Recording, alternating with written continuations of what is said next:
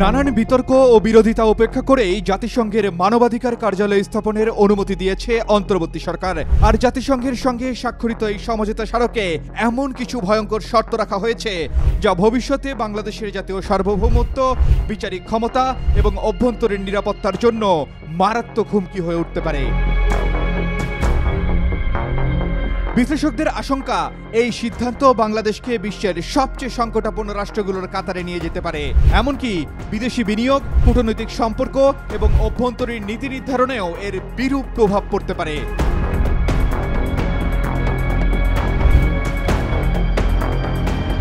জাতিসংঘের মতে মানবাধিকার কার্যালয়ের কাজ হল বিভিন্ন দেশে মানবাধিকার পরিস্থিতি পর্যবেক্ষণ, প্রতিবেদন তৈরি ও প্রয়োজন মতো সুপারিশ দেওয়া।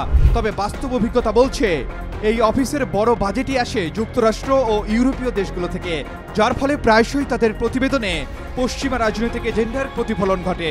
অতীতে এমন রিপোর্টকে ভিত্তি করে অনেক সময় কোনো দেশের উপর যুদ্ধ, নিষেধাজ্ঞা বা কূটনৈতিক আন্তর্জাতিক যুক্তি হিসেবে ব্যবহৃত হয়েছে।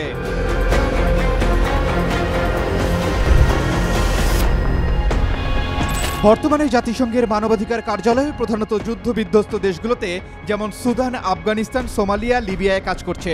এসব দেশ দীর্ঘদিন ধরে গৃহযুদ্ধ, সামরিক সংঘর্ষ ও জাতিগত সহিংসতায় ক্ষতিগ্রস্ত। অথচ এই অফিসগুলো ওই দেশগুলোর মানবাধিকার পরিস্থিতি বা রাজনৈতিক স্থিতিশীলতা ফিরিয়ে আনতে কার্যকর ভূমিকা রাখতে পারেনি। বরং এসব কার্যালয় থেকে তৈরি করার রিপোর্টই পরবর্তীতে বিদেশি সামরিক হস্তক্ষেপ, নিষেধাজ্ঞা ও সরকার বিরোধী প্রচারণার পুঁজি হিসেবে ব্যবহৃত হয়েছে। তাই বাংলাদেশে এই অফিস খোলার সিদ্ধান্ত অনেকে বিশ্লেষকের কাছে মানবাধিকারের চেয়ে বেশি এক ধরনের ভূ রাজনৈতিক তৎপরতাই মনে হচ্ছে।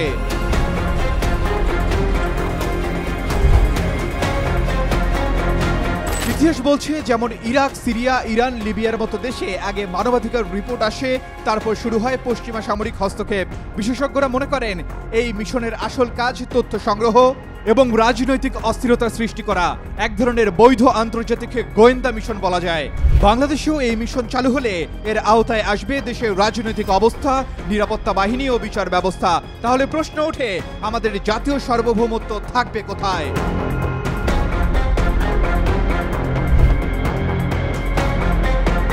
আরেকটি প্রশ্ন হলো, এই মিশনের সবচেয়ে বেশি উপকার পাবে কারা, সরকার নাকি বিরোধী দলগুলো?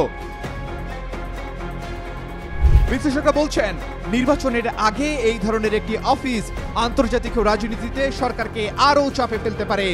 যদি সত্যি মানবাধিকার উদ্দেশ্য হয়, তাহলে প্রশ্ন ওঠে, কেন ফিলিস্তিনে, কাশ্মীরে বা গাজায় গণহত্যায় এই সংস্থার কার্যকর কোনো অবস্থান নেই? কেন পশ্চিমা মিত্রদের অপরাধ নিয়ে তারা চুপ থাকেন? ঢাকার বুকে জাতিসংঘের নামে বসানো হচ্ছে একটি মনিটরিং মিশন, কিন্তু কেউ কি ভেবে দেখেছেন এই অফিস থেকে আদৌ মানবতা বের হবে, নাকি এখানে শুধু রাজনীতি, নজরদারি আর পশ্চিমা চাপই থাকবে?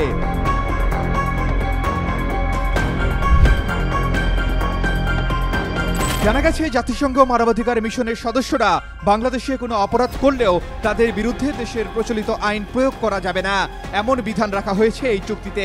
এমনকি তাদের ব্যক্তিগত মালামাল কিংবা অফিসিয়াল নথিপত্র আদালতের প্রয়োজনীয়তা সত্ত্বেও জব্দ করা যাবে না। সবচেয়ে বিস্ময়ের বিষয় হলো, এই দায় মুক্তি শুধু চাকরির সময়কালেই নয়, বরং অবসরের পরেও কার্যকর থাকবে। এই ধরনের শর্ত সাধারণত জাতিসংঘ শান্তিরক্ষা মিশন কিংবা যুদ্ধবিধ্বস্ত, ধসে পড়া রাষ্ট্রে কার্যকর হয়। সেখানে বাংলাদেশ কিভাবে যুক্ত হলো?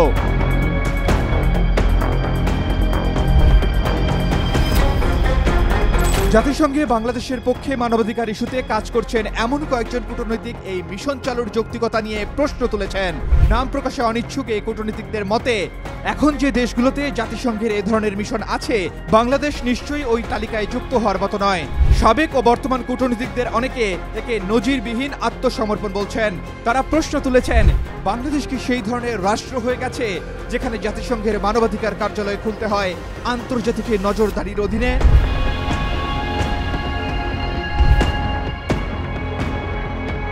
আরও চাঞ্চল্যকর বিষয় হলো, জানা যায় সরকারের ভেতরের একাংশ, ইসলামিক নেতৃবৃন্দ এবং আলেম সমাজ এই সিদ্ধান্তের বিরুদ্ধে সরব হলেও তাদের আপত্তি উপেক্ষা করেই বিশেষ আন্তর্জাতিক লবির চাপেই অনুমোদন দেওয়া হয়েছে জাতিসংঘের এই মিশন।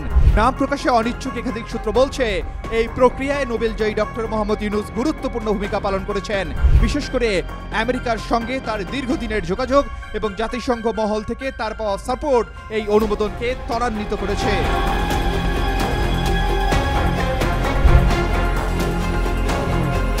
বিশ্লেষকদের মতে একটি অনির্বাচিত অন্তর্বর্তী সরকারের এককভাবে এমন গুরুত্বপূর্ণ সিদ্ধান্ত নেওয়া কখনোই গ্রহণযোগ্য নয়।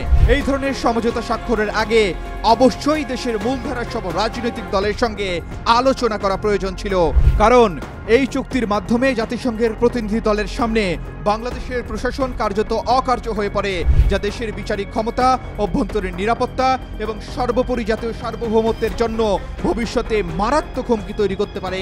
এবং ইতোমধ্যেই এই বিষয় নিয়ে উদ্বেগ প্রকাশ করেছে দেশের ছাত্র সমাজ, সেই সাথে চলছে প্রতিবাদের ঝড়।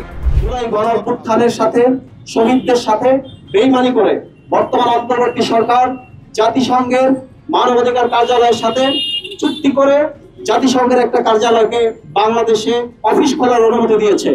আমরা আজকে বিক্ষুব্ধ শিক্ষার্থীবৃন্দ ঢাকা বিশ্ববিদ্যালয়ের পক্ষ থেকে এর তীব্র নিন্দা ও প্রতিবাদ জানাচ্ছি। সবচেয়ে উদ্বেগজনক বিষয় হচ্ছে এই সিদ্ধান্তটি নেওয়া হয়েছে গোপনে এবং এতে দেশের জনগণের মতামত বা আলাপ আলোচনার কোনো সুযোগই রাখা হয়নি। ফলে ভবিষ্যতে যদি এ নিয়ে কোনো সংকট তৈরি হয় বা বাংলাদেশের সার্বভৌমত্ব প্রশ্নবিদ্ধ হয়, তাহলে তার পূর্ণ দায়ভার ডক্টর ইউনূসের নেতৃত্বাধীন অন্তর্বর্তী সরকারকেই বহন করতে হবে। Desk report, Daily Sun. For more updates, follow us on Facebook. Subscribe our YouTube channel. Get the latest update on www.daily-sun.com.